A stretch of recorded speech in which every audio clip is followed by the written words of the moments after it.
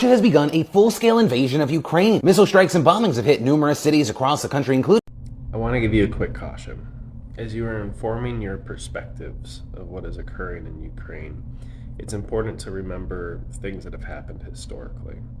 So before the start of World War I, there was an uncanny excitement for war, or an eagerness to engage in war, and a very clear vilification of those on the other side of the line. And the reason this occurred is because there was a great peace in Europe prior to the start of that conflict. There were parades, there were celebrations, there was music as soldiers left the railroad stations to head into a conflict.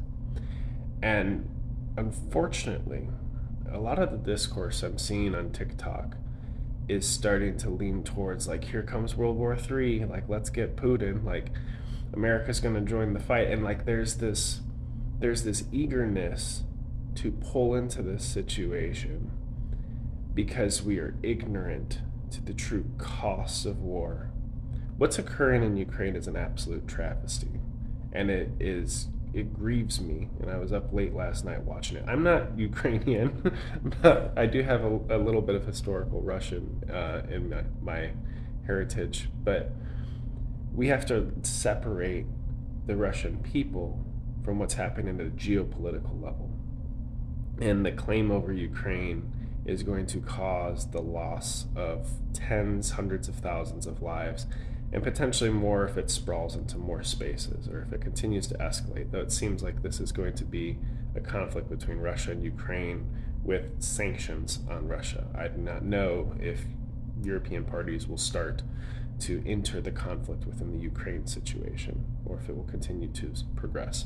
But the one thing I want to caution you with is to check yourself concerning your eagerness for war or concerning your aggressions towards Russians or people who live there. Because there are people who are building families in Russia, there are people who are building families in the Ukraine, there are people building families in the European area, and as Americans, speaking to Americans, we might feel this safety from where we are. The reality is if a global conflict truly escalates, like, millions are going to die, if not billions, based on the true military powers or the abilities of both these nations. So try to get a little bit more serious about what's occurring as opposed to jovially picking up your gun and going to kill Russians, which is some of the crap I've seen on TikTok.